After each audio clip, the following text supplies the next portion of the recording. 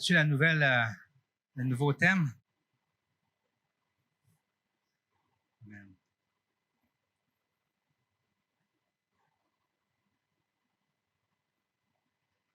Bonne année 2024 à tout le monde. On peut espérer gros et rêver gros en 2024. On est en train de faire, en 2023, on a travaillé, on va continuer à travailler la mission, la vision et les valeurs que notre Église a. On va mettre ça sur papier, on va vous présenter ça. Mais ce que j'aime dans le côté vision, c'est que nos phrases commencent toutes par « nous rêvons de ». Parce qu'avec Dieu, on peut rêver. Non seulement on peut rêver, mais avec Dieu, nos rêves se réalisent.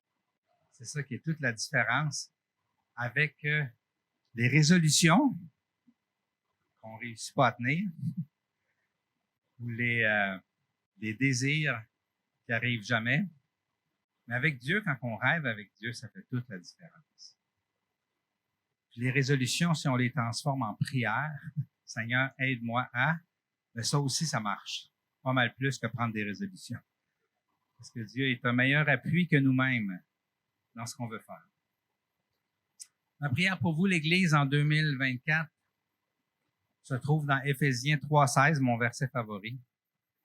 Que Dieu vous donne au-delà de tout ce que vous demandez ou espérez. C'est vraiment ce que je prie pour vous en 2024. Je sais que si on vit pour Dieu, si on s'applique à faire ce que Louis-René nous a dit depuis le début de la louange, se centrer sur Dieu, chercher Dieu, vivre pour Dieu, ce verset-là va être vrai. Hein?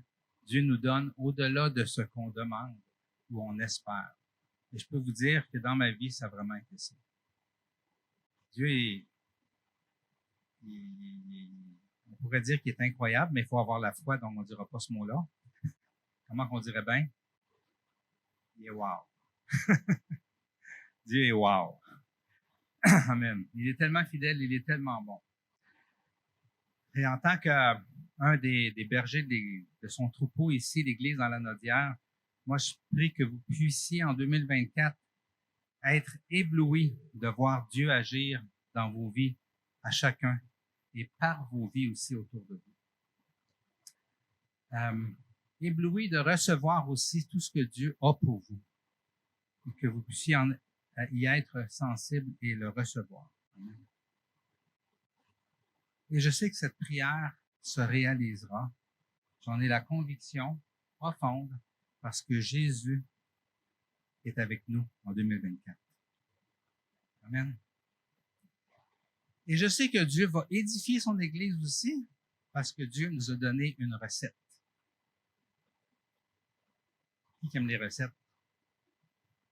Moi, j'aime les recettes de ma femme. Les miennes sont moins bonnes. Mais quand c'est une recette de Jésus, ça marche 100% du temps si on la suit. Amen. Mais vous allez voir que pour la recette, j'ai besoin de votre collaboration en 2024. Amen. Juste avant de partir, Jésus a parlé à Pierre et il lui a dit ça. Hein? On va lire dans Jean 21, 15 à 17. Ça, c'est donc Jésus a fait son temps sur la terre, il est mort, il est ressuscité. Il rencontre ses disciples une dernière fois avant de partir au ciel. Ça dit, lorsqu'ils eurent mangé, Jésus dit à Simon-Pierre, « Simon, fils de Jonas, m'aimes-tu plus que ceux-ci? » Il lui répondit, « Oui, Seigneur, tu sais que j'ai de l'amour pour toi. » Et Jésus lui dit, « Nourris mes agneaux. » Il lui dit une deuxième fois, « Simon, fils de Jonas, m'aimes-tu? » Pierre lui répondit, « Oui, Seigneur, tu sais que j'ai de l'amour pour toi. » Jésus lui dit, « Prends soin de mes brebis. » Et si on regarde le mot grec, ça veut aussi dire « nourris-les ». Prends-en soin en les nourrissant. Il lui dit la troisième fois, « Simon, fils de Jonas, as-tu de l'amour pour moi? » Et Pierre fut attristé de ce qu'il lui avait dit La troisième fois, as-tu de l'amour pour moi? Je pense qu'il était triste parce qu'il n'y a pas d'enfants, Pierre, peut-être. Mais pourtant, il y en a des enfants, probablement. Quand tu as des enfants, tu sais qu'il faut que tu répètes, hein? Fait que Jésus répétait. Hein? Il lui répondit, Seigneur, tu sais tout. Tu sais que j'ai de l'amour pour toi. Jésus lui dit, nourris mes brebis. Amen. Qu'est-ce que Jésus voulait dire? Il voulait-tu dire quand il disait de nourrir ses brebis? Retourne à la pêche, puis pêche plus de poissons encore pour les nourrir. Il parlait d'une autre sorte de nourriture. Quand il dit, est-ce que tu m'aimes plus que ceux-ci? Pierre arrive d'aller à la pêche. Et non seulement il est allé à la pêche, mais ils viennent de vivre une deuxième pêche miraculeuse. Le bateau est plein de poissons. Hein? Et Jésus, il a fait cuire des poissons. Et c'est intéressant parce que quand tu regardes le passage, tu te rends compte qu'il n'a pas pris les poissons qu'il venait de pêcher. Il en avait déjà sur le feu quand il est revenu de la pêche. Jésus n'a pas besoin de ces poissons-là. Jésus, il est la source de la nourriture qu'on a besoin. Et quand il a dit, m'aimes-tu plus que celui-ci? Il voulait dire, est-ce que tu m'aimes plus que les poissons que tu vas pêcher pour nourrir la bédaine du monde? Il dit, si tu m'aimes plus qu'eux autres, nourris mes brebis. Et les nourrir comment? Avec la parole de Dieu. C'est de ça que Jésus parlait. Nourris mes brebis avec la parole de Dieu. C'est intéressant que pas longtemps après, probablement une couple d'années après, alors que l'Église grandissait et qu'il y avait plein de besoins, et que Pierre ne savait plus où donner de la tête tellement qu'il y avait des besoins, et qu'il servait les pauvres, il servait les veuves, et qu'il n'y avait plus de temps pour la parole,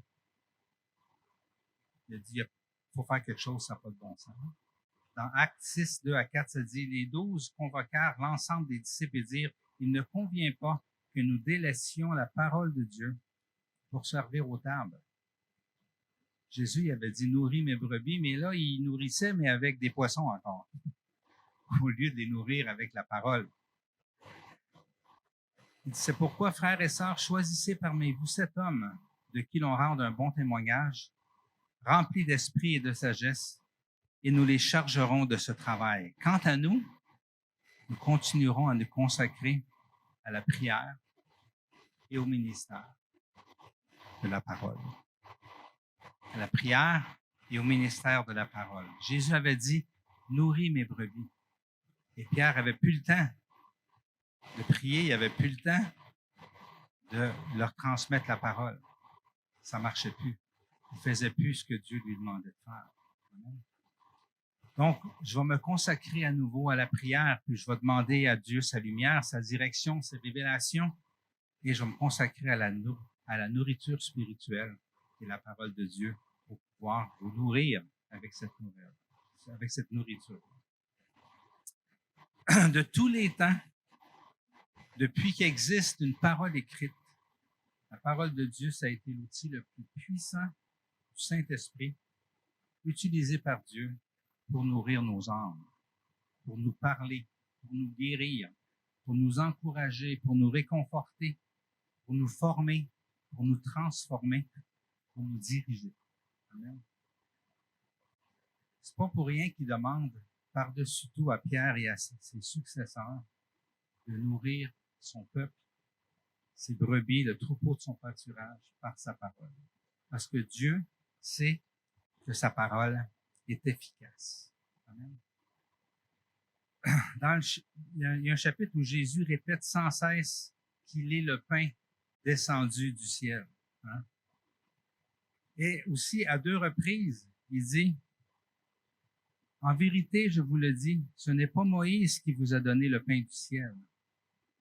C'est mon Père qui vous donne le vrai pain du ciel. » Amen. Et il dit, en effet, le pain de Dieu, c'est celui qui descend du ciel et qui donne la vie au monde. Le pain de Dieu, c'est celui qui descend du ciel et qui donne la vie au monde.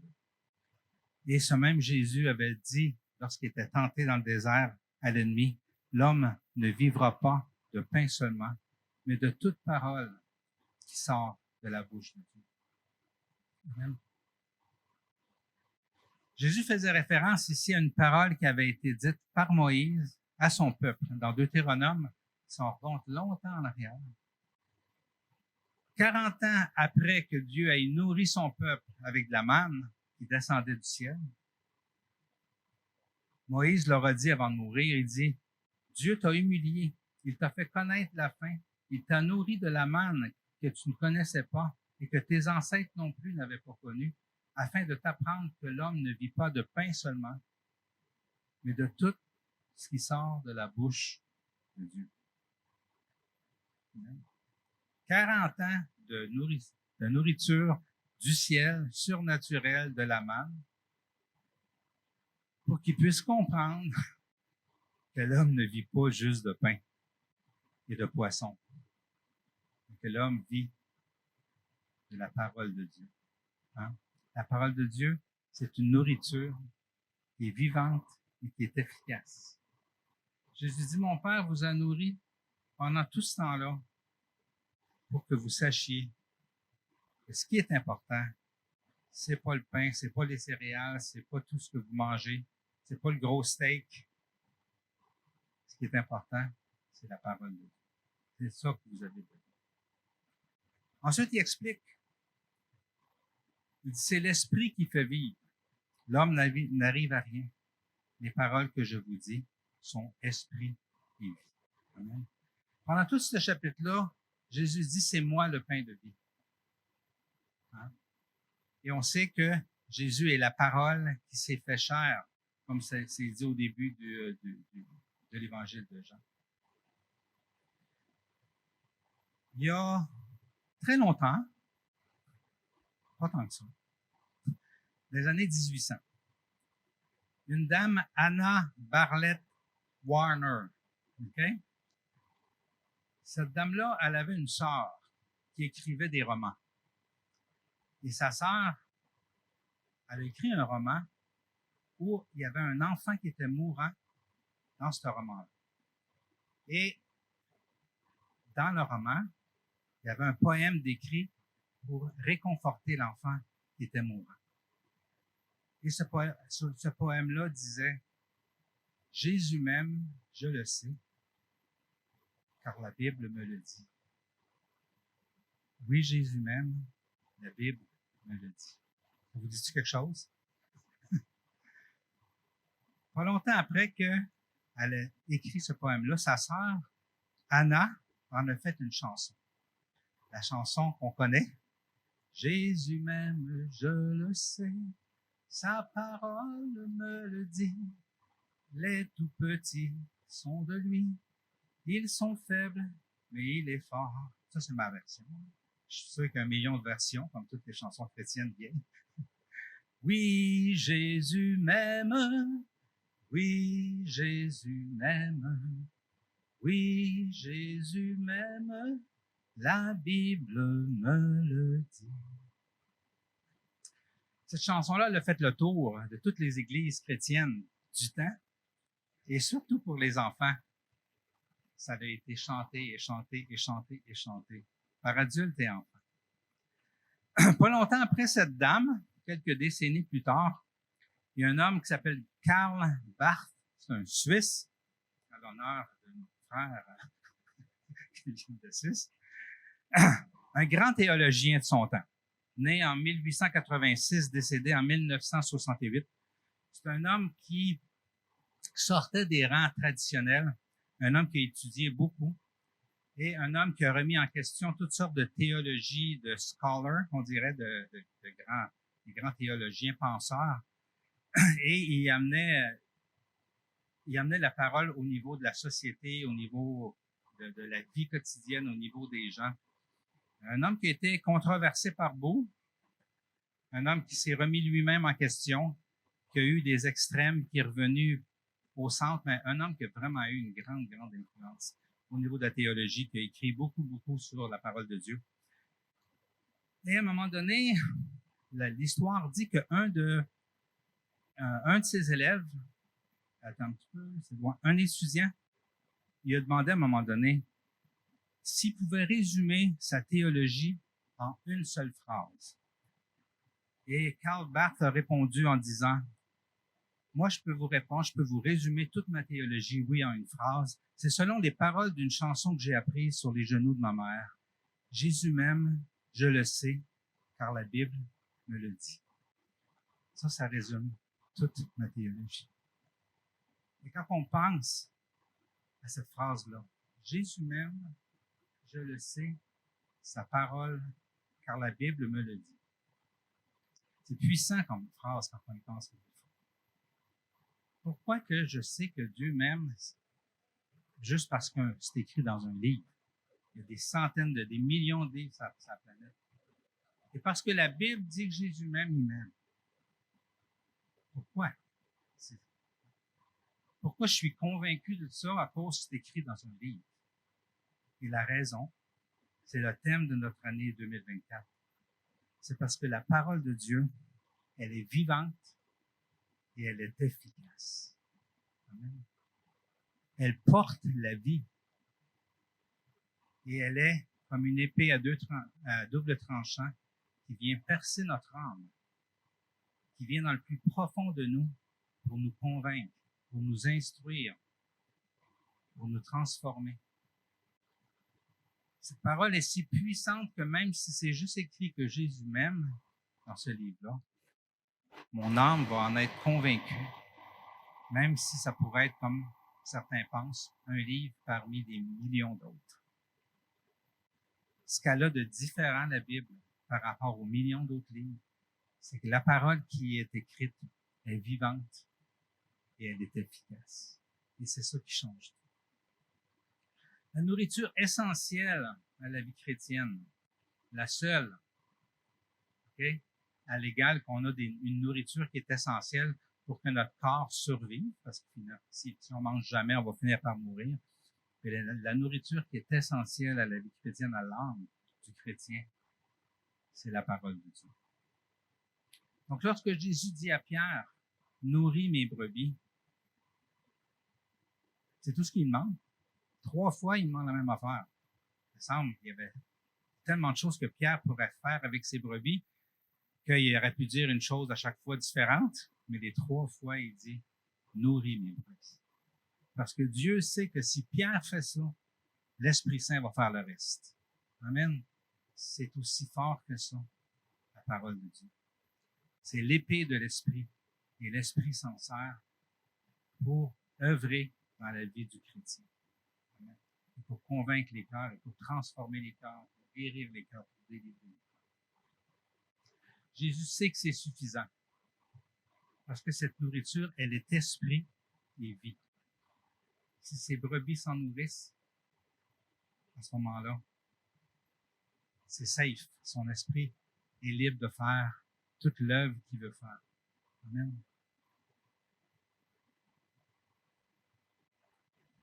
C'est qui le vrai berger de l'Église?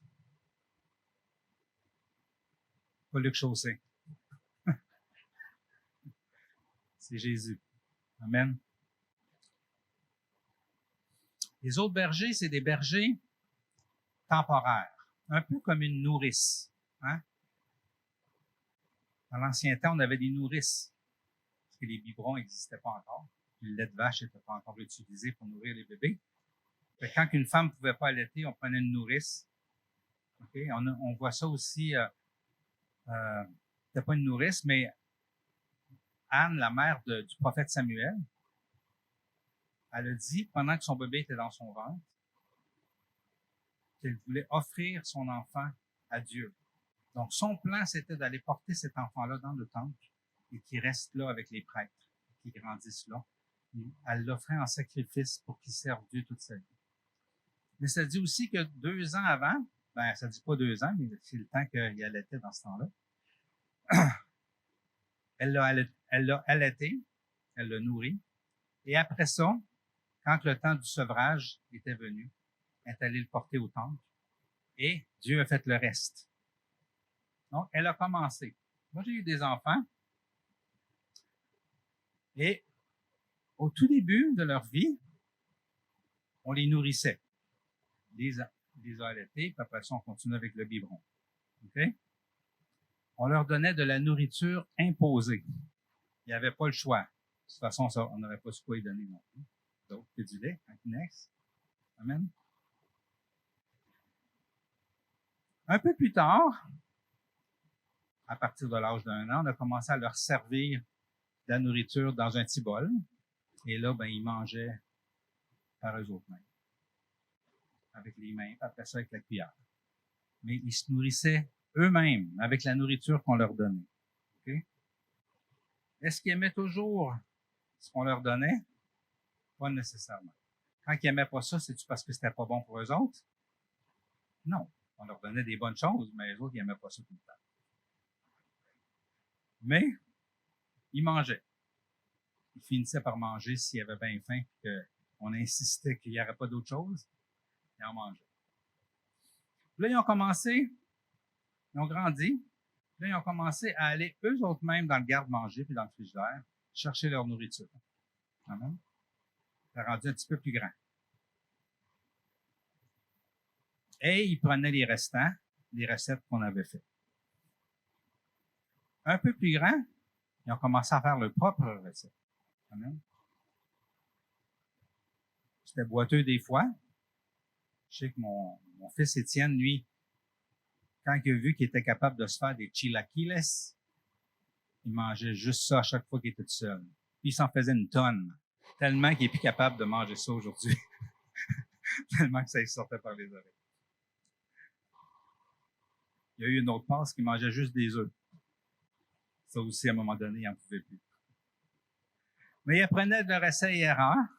Il imitait nos recettes, il inventait des recettes. Après ça, ils ont quitté le foyer et ils étaient capables de se faire à manger et de se nourrir quand ils étaient aux études ou travaillaient dans leur appartement. Et finalement, ils ont eu des enfants et ils ont commencé à nourrir leurs enfants, comme on les a nourris avant. Question. Combien de temps a duré la période qu'on leur donnait la nourriture toute prête dans leur bouche?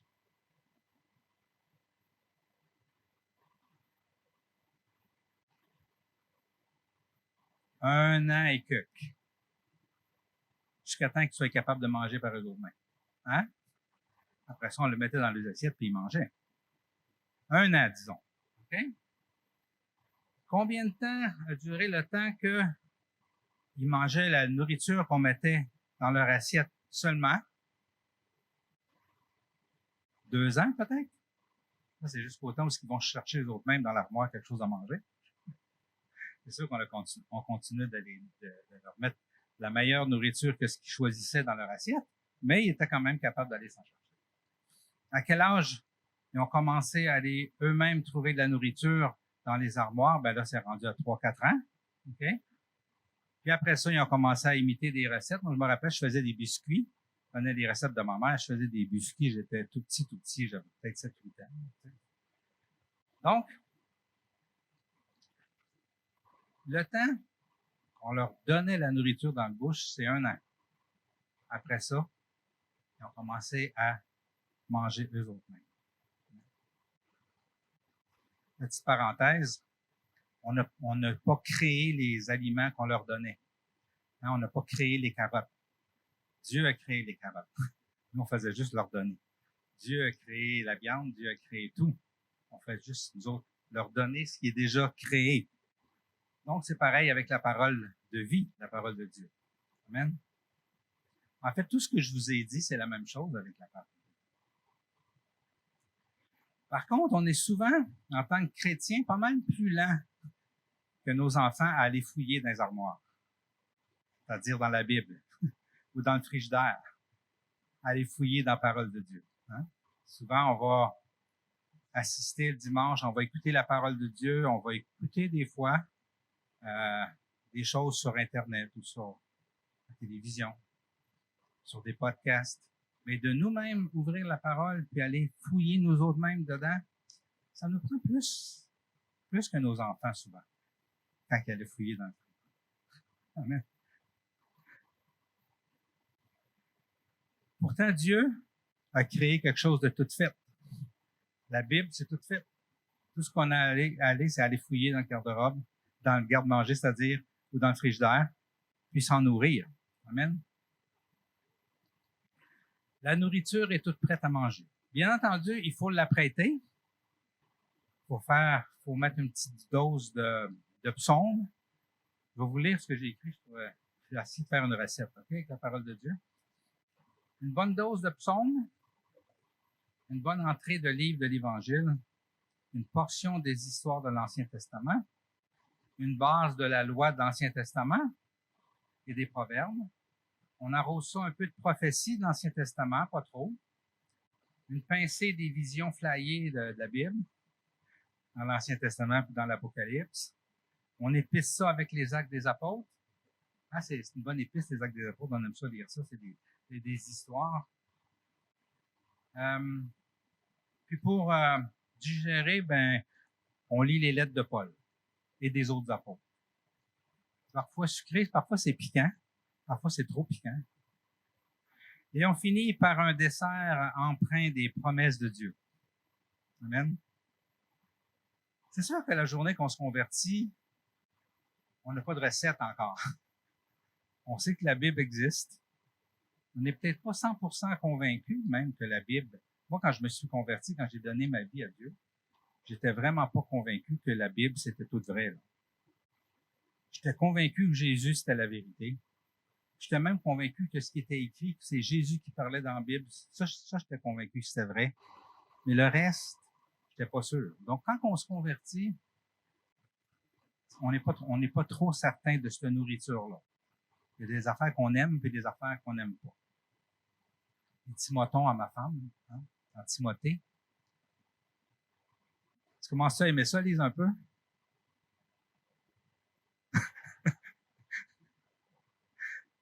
Il y a des choses qu'on aime. Moi, pour le vrai, je n'étais pas capable de lire l'Ancien Testament quand je me suis converti. Je trouvais que c'est une gang de broyards, une gang de pas fins, une gang de... Fait que je disais pas ça. Pourtant, aujourd'hui, je me nourris plus de l'Ancien Testament que du Nouveau. Ça m'apporte plus de messages. Mais au début, c'était vraiment pas quelque chose qui était digeste pour moi.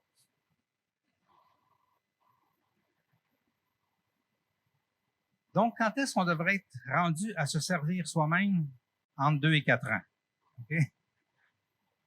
Et bien entendu, on peut se laisser instruire par des gens qui sont habitués de la lire, pas nécessairement des théologiens, des pasteurs, des mondes qui ont des titres. Il y a plein de monde dans l'Assemblée partout qui ont pris une habitude de lire la parole, et qui sont habitués, et qui savent comment la décortiquer, qui la comprennent plus. Donc oui, on a besoin de guides au début, mais même ça, c'est important, je vous dirais. Je peux vous dire que quand j'ai eu un guide pour lire la parole, j'ai appris plus en 3 mois que j'avais appris en 8 ans que je lisais la parole avant. Donc oui, c'est bon, mais c'est pas nécessaire pour être en vie. Parce que la parole, elle est vivante et efficace. Amen. On va le laisser, le vivant et efficace, Alban. OK?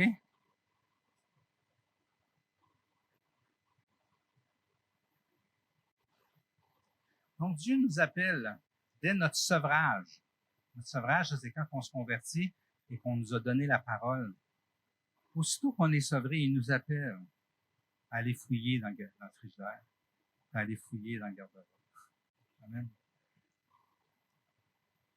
En fait, c'est essentiel, hein, pour que non seulement on reste en vie, mais pour qu'on croisse et qu'on soit éclairé, dirigé, délivré, guidé dans notre vie sur terre. On a besoin de la parole de Dieu.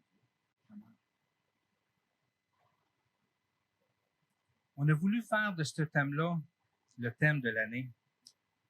Pas parce qu'on n'utilise pas la parole de Dieu quand on apporte des messages. Tous nos messages sont toujours imprégnés de la parole. C'est elle qui nous nourrit, ceux qui vous apportent des messages, tout ça. Mais l'emphase qu'on voulait mettre en 2024, c'était que ça devienne pour tous les gens de l'Assemblée une nourriture. Une nourriture que je vous dirais, le top, ça serait que ça serait une nourriture quotidienne, comme vous mangez 3 fois par jour.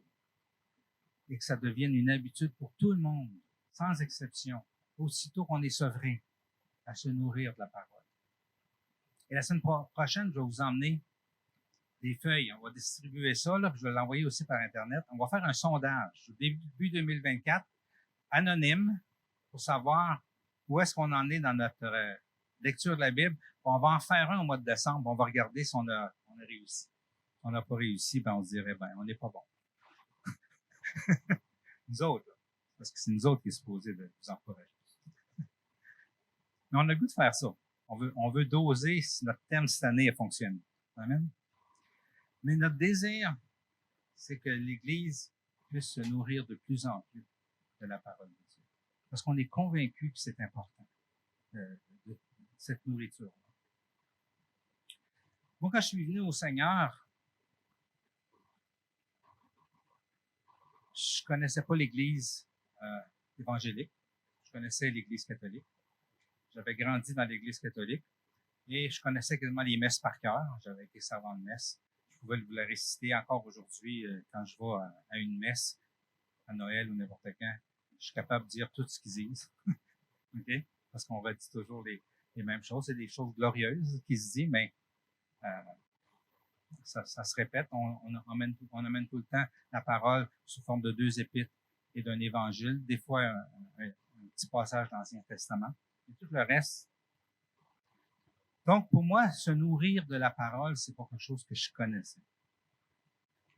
Mais pourtant, j'ai cherché Dieu pendant des années et je l'ai pas trouvé dans d'autres livres que la Bible. Jusqu'à temps qu'une voix intérieure me dise, arrête de lire ce qu'on pense de moi et lis-moi. Puis, c'est une lumière qui est allumée, c'est comme, quand j'ai entendu ça en dedans de moi, c'est la Bible. C'est parce que Dieu parle dans la Bible. Et je me suis mis à lire la Bible, et en lisant la Bible, le Saint-Esprit, qui utilise la parole de Dieu comme une épée à double tranchant, est venu percer mon cœur et il m'a amené à l'évidence que le Jésus qu'on me parlait depuis que j'étais petit, mais que je connaissais pas, c'était vraiment lui qui était le chemin, la vérité et la vie. Il n'y en a pas d'autre. J'ai donné ma vie à Christ et j'ai vécu un réveil spirituel. J'ai vécu une nouvelle naissance. Quelque chose de très bon. Si vous n'avez jamais vécu ça, ouvrez vos cœurs à Jésus. Vous allez le vivre. Dieu est fidèle et tout le monde qui ouvre son cœur à Jésus, il vit cette nouvelle naissance-là. L'esprit s'ouvre. Soudainement, on voit ce qu'on voyait pas. On entend ce qu'on n'entendait pas. Et effectivement, des paroles que j'entendais depuis que j'étais tout petit à la messe, soudainement, je les lisais dans la parole. Wow! C'était vivant. Ça me rendait vivant. Et ça me faisait tellement du bien. Étant donné que je connaissais pas d'église qui enseignait de lire la Bible, ben, j'étais tout seul à lire ma Bible pendant 8 ans. Et c'est elle qui m'a nourri pendant 8 ans. Et pour le vrai, je lisais ça tout croche. Okay? Un peu comme si on laissait un enfant sans jamais rien renseigner par rapport à la nourriture. OK? Il mangerait probablement bien des bonbons, bien du gâteau. C'est pour ça que je lisais pas l'Ancien Testament. Pour moi, c'était pas des bonbons. Pour moi, l'Évangile, c'était des bonbons. Alors, je lisais les Évangiles. C'était du gâteau pour moi. Et chaque fois que j'essayais de lire ailleurs, je revenais à l'Évangile. Mais même si j'étais pas guidé, même si j'avais pas de recette, même si le contexte m'était inconnu, ça me rendait quand même vivant. Je demeurais vivant juste par lire la parole. Et c'était efficace. J'étais convaincu de péché. J'étais convaincu que je suis donc bien orgueilleux. Toutes sortes de choses qu'il y avait en dedans de moi que je voyais pas avant, je le voyais soudainement. J'étais convaincu qu'il fallait que je change ma vie. C'est ce qui m'a amené à un moment donné à prier Dieu, à pleurer à Dieu, puis dire, Seigneur, je suis ici en Gaspésie, il me semble que j'avance pas dans ma foi, fais quelque chose. Et Dieu a tout orchestré un voyage pour visiter les Amériques qui m'a emmené à une mission où j'ai connu l'Église évangélique et où je me suis fait guider dans la parole. Ça a été très bon, ça a été jackpot pour moi. Ça faisait 8 ans que je lisais la parole de façon tout croche, en croyant de façon tout croche. Là, soudainement, on m'enseignait le contexte, les voix, la parole de Dieu. Et wow, c'était tellement bon. Mais même si j'étais tout croche, j'étais vivant à cause de la parole. Parce que la parole est vivante. Et même si j'étais tout croche, elle était efficace. Pas autant que quand j'ai été guidé, mais elle l'était quand même pour que ma vie commence à changer. Parce que la parole est efficace. Amen. Au courant de ma vie chrétienne, quand j'avais des tendances à dévier vers mes tendances à moi, on a toutes des tendances. On est toutes fait différents, notre cerveau est tout fait différent. On a toute une neurologie différente. Puis moi, ce que j'aime, c'est la louange. Je suis bien dans la louange. J'aime ça louer. Pour moi, ça a été le jackpot de découvrir au Mexique 8 ans après avoir lu la Bible, la louange. Puis ça a été tellement un jackpot que j'ai mis la Bible de côté. Je me suis mis à juste vivre la louange. Mais chaque fois que j'ai fait ça dans ma vie s'est refroidie. Ma vie s'éteignait. Mon âme mourait peu à peu. Et à un moment donné, au courant de mon parcours, le Seigneur me disait « Et ma parole? » Et là, je revenais à lire la Bible et je redevenais vivant à nouveau. Amen.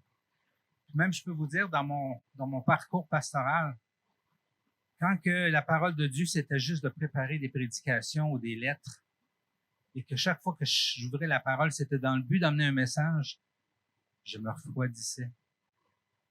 Je mourais peu à peu, parce que je ne me servais pas de la parole pour nourrir mon âme. Et Dieu me disait, nourris-toi aussi, et pas juste pour nourrir les autres. Et je revenais à me nourrir de la parole, c'est-à-dire lire la parole juste pour moi, pour ma relation avec Dieu, pour connaître Dieu aussi. Et je reprenais vie à nouveau. La parole est, wow, elle est puissante. Elle est puissante, elle est puissante. Ça va bien, ça va bien. J'avais à cœur de faire un petit parcours avec vous. Ça va aller vite. Pour vous montrer à quel point c'est important pour Dieu depuis le commencement qu'on lise la parole et qu'on la médite. Amen. Pour ça, on ne peut pas remonter à Adam et Ève. Souvent, on remonte à Adam et Ève. Il n'y avait rien d'écrit dans le temps d'Adam et Ève. Donc, on ne peut pas remonter à Adam et Ève. Il faut recommencer au temps des premiers écrits. Okay? Donc, il faut retourner au temps de Moïse. Parce que le premier qui a commencé à écrire la parole, ça a été Moïse. Il a écrit les 5 premiers livres. Il a écrit la Genèse, il a écrit Nombre, il a écrit l'Exode, il a écrit Lévitique, il a écrit Deutéronome. Okay? Donc, il faut aller voir dans ce temps-là, pour voir qu'est-ce que Dieu dit par rapport à sa parole écrite. On va aller dans Deutéronome. Donc, on se ramasse. Le livre de Deutéronome, ça a été comme un résumé que Moïse a fait de tout son temps qu'il a passé avec le peuple de Dieu. Avant de mourir, avant qu'il traverse la terre promise, tout le livre de Deutéronome, c'est un livre que j'aime beaucoup. Dieu leur fait un grand discours. Et il leur explique ce qui s'est passé, puisque Dieu s'attend à ce qui se passe. Amen. Et ça dit, écoute Israël, l'Éternel notre Dieu est le seul Éternel. Tu aimeras l'Éternel ton Dieu de tout ton cœur, de toute ton âme, de toute ton âme et de toute ta force. Ensuite, il dit, les commandements que je te donne aujourd'hui seront dans ton cœur. Tu les répéteras à tes enfants. Tu en parleras quand tu seras chez toi, quand tu seras en voyage, quand tu te coucheras, quand tu te lèveras. Tu les attacheras à tes mains comme un signe et ils seront comme une marque entre tes yeux. Tu les écriras sur les montants de la porte de ta maison et sur les portes de la ville. Que la parole soit partout, qu'elle soit entre tes deux yeux. Qu'est-ce qu'il y a entre nos deux yeux? Hein? C'est notre cerveau, notre tête. Ça va être là, ça va être sur tes mains dans l'action, mais ça va être écrit partout aussi pour que tu puisses la lire constamment. Okay?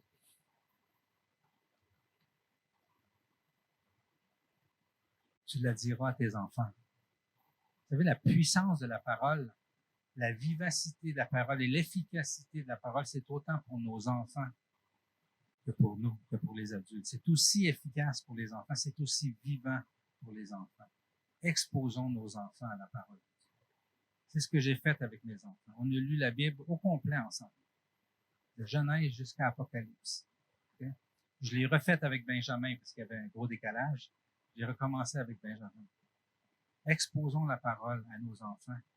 Ne sous-estimons pas la puissance, l'efficacité et la vie pour nos enfants. C'est sûr que si on n'est pas convaincu pour nous-mêmes que la parole est vivante et efficace, on n'aura peut-être pas tendance. Mais si elle l'est pour nous, elle l'est pour nos enfants. Amen. Donc après Après le chapitre 6 de Deutéronome, Moïse donne plein d'instructions pour quand ils vont être rendus dans la terre promise. Puis un peu plus loin, au chapitre 11, il répète, il dit, « Mettez mes commandements dans votre cœur et dans votre âme. Vous les attacherez comme un signe sur vos mains et ils seront comme une marque entre vos yeux. Vous les enseignerez à vos enfants et vous leur en parlerez quand tu seras chez toi, quand tu seras en voyage, quand tu te coucheras, quand tu te lèveras. Tu les écriras sur les montants de la porte de ta maison et sur les portes de tes villes. Alors votre vie et celle de vos enfants dans le pays que l'Éternel a juré à vos ancêtres de leur donner dureront aussi longtemps que le ciel au-dessus de la terre. » C'est sûr que Dieu parlait d'une autre vie ici. Il ne parlait pas de la vie du corps qui vieillit et qui finit en terre par être mangé par des vers. Il parlait de la vie de l'esprit. Quand je vous dis que je m'éloignais de la parole, c'est pas mon corps que je chantais qui est en train de mourir, c'était mon âme. La parole donne la vie à notre âme, une vie qui est éternelle, qui va durer au-delà, aussi longtemps que le ciel va être au-dessus de la terre. En fait, qui va durer pour l'éternité. C'est intéressant de voir que Paul parle des siècles plus tard de la parole vivante, la parole qui donne la vie et entretient la vie. Après avoir dit son grand discours dans Deutéronome, Moïse meurt. Et le prochain auteur de la Bible, c'est Josué. Les traditions disent que le livre de Josué, c'est Josué qui l'aurait écrit. Okay? Et au tout début de son livre, là, c'est Dieu qui parle. Mais Josué a trouvé bon d'écrire ça. Hein? Et lui, il commence par ça. Premier chapitre, 8e verset. Que ce livre de la loi ne s'éloigne pas de toi. Médite-le jour et nuit pour agir avec fidélité conformément à tout ce qui est écrit, car c'est alors que tu auras du succès dans tes entreprises, c'est alors que tu réussiras. On aime le succès. On aime le succès dans notre vie chrétienne. Ça commence avec la parole. Si on s'en nourrit, si ce livre-là fait partie de notre vie quotidienne, si on le médite, si on le lit régulièrement, si on l'écoute, notre vie chrétienne va être un succès. Une promesse que ça vient de l'Esprit Saint. L'Esprit Saint qui fait la job à travers sa parole. Donc, on poursuit l'histoire. On sait que le peuple d'Israël, suite à ça, il a négligé la parole. Il s'est mis à aller vers d'autres dieux. Il s'est mis à être un yo-yo dans toute l'histoire de l'Ancien Testament, où il laissait Dieu, il revenait à Dieu quand ça allait mal. Quand ça allait bien, il relaissait Dieu. Quand ça allait mal, il revenait à Dieu. Et ça a fait ça, bang, pendant des siècles. Okay? Et la période qui suit Josué, c'est la période des juges. Quand ça allait mal, Dieu donnait un juge. Hein?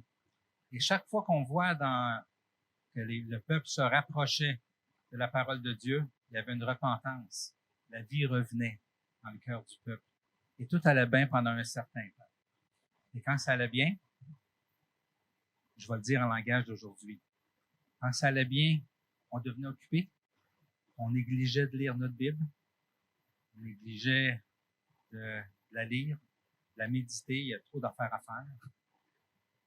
Et le peuple s'éloignait de Dieu et le peuple retombait dans la déchéance. C'est l'histoire du peuple de Dieu depuis le tout début.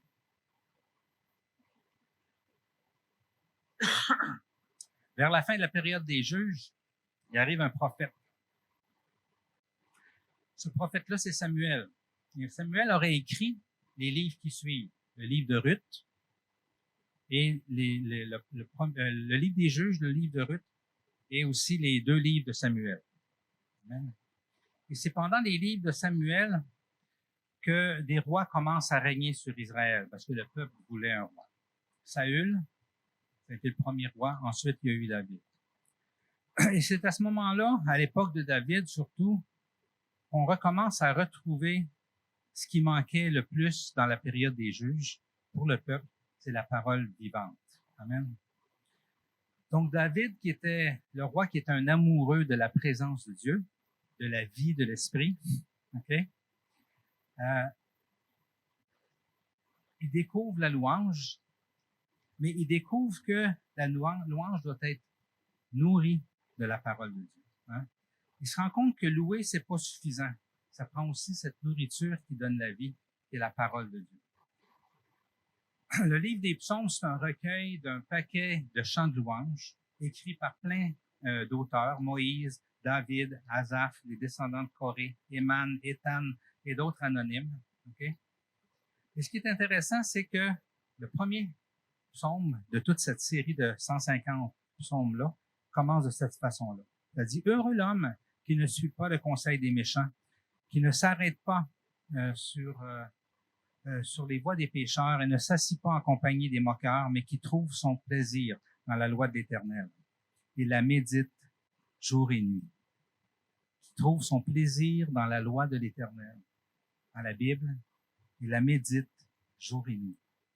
Il ressemble à un arbre planté près d'un cours d'eau. Il donne son fruit en sa saison et son feuillage ne se flétrit pas. Tout ce qu'il fait lui réussit. Heureux l'homme qui ne trouve pas son plaisir dans les séries qui sont tellement populaires aujourd'hui, mais dans la parole de l'Éternel. Combien on se nourrit de toutes sortes de choses que les médias nous offrent et qui sont sans vie, qui sont morts. Okay? Je suis pas en train de dire qu'il n'y a rien de bon là-dedans. Il y a des séries qui apportent beaucoup de messages sur l'histoire, sur plein de choses. Okay? Mais si tu n'es pas imprégné de la parole de Dieu et vivant, à ce moment-là, tout ce que tu vas écouter, ça va servir à rien. Mais si tu mets en premier lieu ton désir d'explorer la parole, mais même quand tu vas écouter une série, Dieu va te parler à travers cette série-là. Parce que tu vas être vivant, parce que tu vas être imprégné de la parole de Dieu. Amen. Au milieu des 150 psaumes, il y en a un qu'on a lu à la prière des hommes jeudi. C'est pas un psaume jojo, ça va pas bien, tout va mal. Même la présence de Dieu n'est plus ressentie. Mais c'est intéressant ce que le psalmiste dit. C'est le psaume 77. Il dit, « Ce qui fait ma souffrance, c'est que la main droite du Très-Haut n'est plus la même. Du Très-Haut n'est plus la même. » Même Dieu, il le ressent plus. Dieu est plus comme il était. Il fait plus ce qu'il faisait. Hein? Mais il continue en disant, « Je me rappelle la manière d'agir de l'Éternel.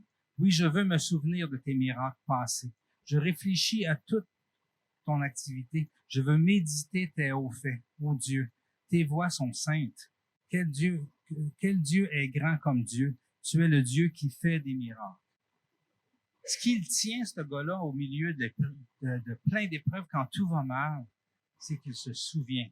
Et ce qui est intéressant, c'est quoi qu'il se souvient? Il se souvient-tu ce que Dieu a fait dans sa vie? Même pas. En tout cas, pas dans le psaume. Il se souvient ce que Dieu a fait avant même qu'il existe. Pourquoi? Parce qu'il l'a lu. Parce qu'il s'en est nourri. Et le fait d'avoir la parole vivante à l'intérieur de lui, ce qu'il tient debout encore, c'est d'avoir cette parole-là et de se souvenir de ce que Dieu a fait. Et pourquoi qu'il se souvient de ce que Dieu a fait comme si ça lui était arrivé à lui? Parce que la parole est vivante et efficace. Quand on se nourrit de la parole, la vie est en dedans de nous. Amen. Parfois, il ne reste plus rien sur la terre sur quoi nous appuyer, sauf la parole de Dieu. Et Jésus a dit que le ciel et la terre vont passer, mais sa parole ne passera pas. Donc, on va toujours l'avoir avec nous. Le psaume 119, c'est 176 versets qui parlent de la parole. Et qui parlent comment que la parole est bonne à toutes les sauces. C'est intéressant. Comme dans celui-là, par exemple. 119, 11. Je serre ta parole dans mon cœur afin de ne pas pécher contre toi. Mais si on ne l'a pas lu, si on n'est pas toujours dedans, ben on va pécher contre Dieu parce qu'on ne saura même pas. Et je serre ma parole contre mon cœur afin de ne pas pécher contre toi. Ta parole est une lampe à mes pieds et une lumière sur mon sentier. Seigneur, je suis perdu, je ne sais plus où je m'en vais. Nourris-toi de ma parole. Elle va devenir une lumière sur ton sentier. Amen. Le roi qui a suivi David, Salomon, OK? Qui a été imprégné d'une grande sagesse. On sait qu'à la fin de sa vie, il a chiré pas mal. Pourquoi? Parce qu'il n'a pas mis la parole en pratique. Et dans le top de sa sagesse, hein, il a écrit des proverbes. Et c'est intéressant de voir que les 5 premiers chapitres de proverbes, c'est une richesse, ces proverbes-là. Hein. Les 5 premiers chapitres, ça parle de méditer sa parole. Si on regarde le premier, la connaissance, Proverbe 1,7, la connaissance commence par la crainte de l'Éternel et il faut être fou pour mépriser la sagesse et l'instruction. L'instruction vient de la parole de Dieu. Amen.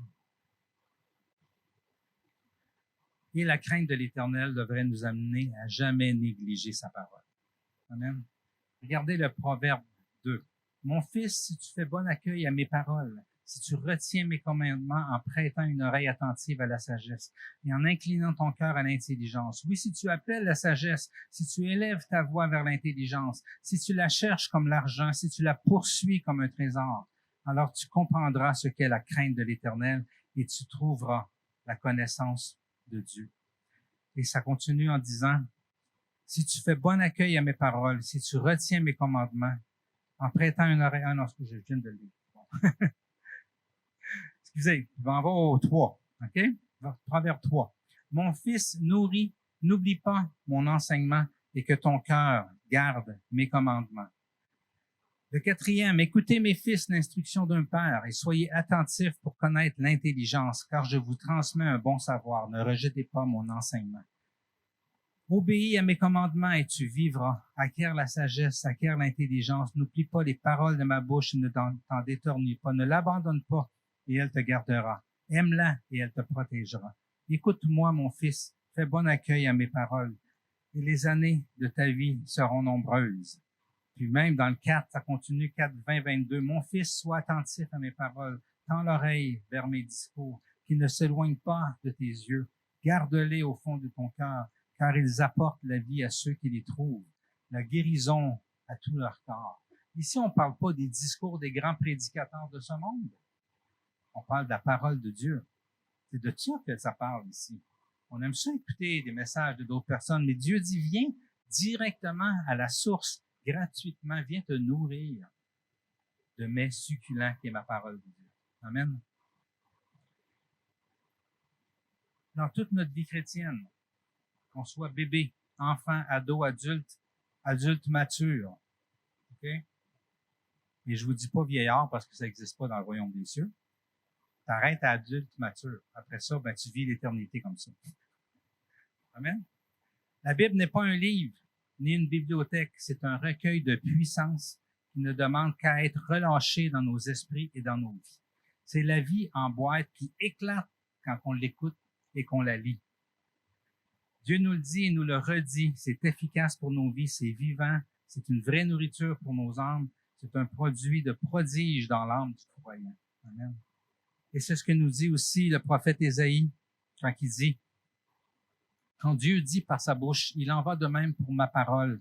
Celle qui sort de ma bouche, elle ne revient pas à moi sans effet, sans avoir fait ce que je désire et rempli la mission que je lui ai confiée.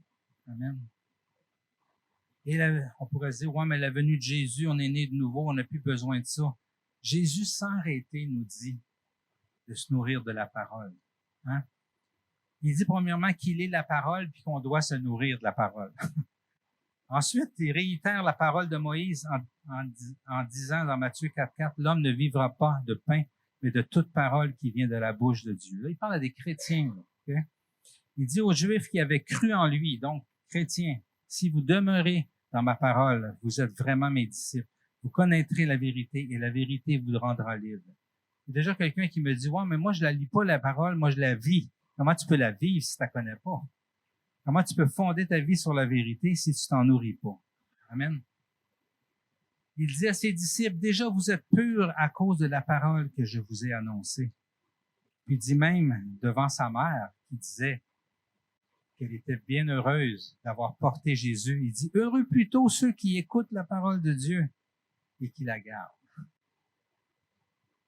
Frères et sœurs dans la foi, petits et grands, Jésus m'aime Je le sais, car la Bible me le dit.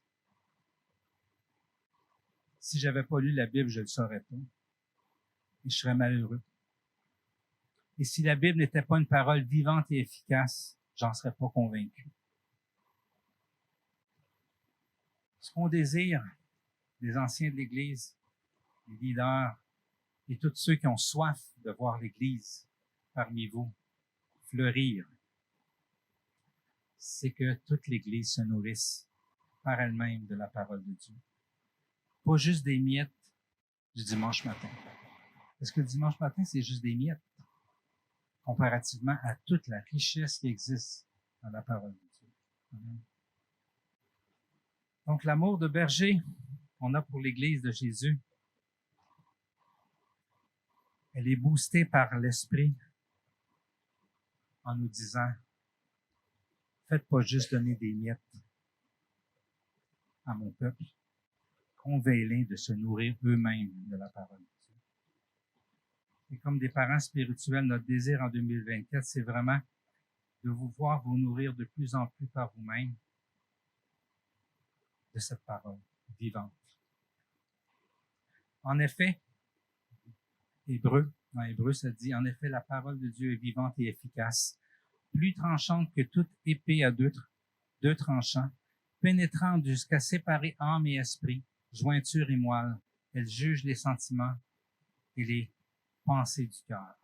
La parole de Dieu, c'est le scalpel dans les mains du chirurgien pour venir guérir nos cœurs, pour venir nous délivrer des tumeurs qui nous font mourir et de venir greffer en nous la bonté de Dieu et toute l'essence du cœur de Dieu, la vie de Dieu, l'amour de Dieu en dans nous autres.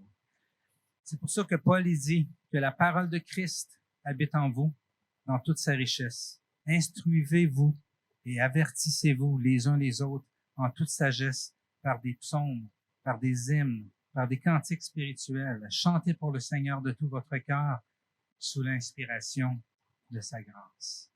Et pendant que les musiciens viennent pour qu'on puisse pratiquer ça tout de suite, amen, je vous laisse ce dernier verset-là qui est l'invitation de Pierre. On veut s'unir à son invitation. Alors que l'apôtre de Pierre dit, comme des enfants nouveau-nés, désirez le lait pur de la parole.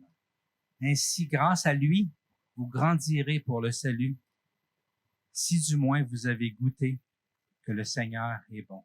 Et je sais que si vous êtes ici ce matin, c'est parce que vous avez goûté que le Seigneur est bon. Et Pierre nous invite, comme des enfants nouveau-nés, comme des enfants qui sont nés depuis longtemps, comme des ados, comme des adultes, et même comme des adultes matures, qui peuvent avoir délaissé la parole, cette nourriture de Dieu. Ça nous dit, désirez-le, ce lait pur de la parole. Ainsi, grâce à lui, vous grandirez pour le salut, si du moins vous avez goûté que le Seigneur était bon. Bonne année 2024, Église dans la Naudière, dans l'efficacité et la vie de sa parole. Amen.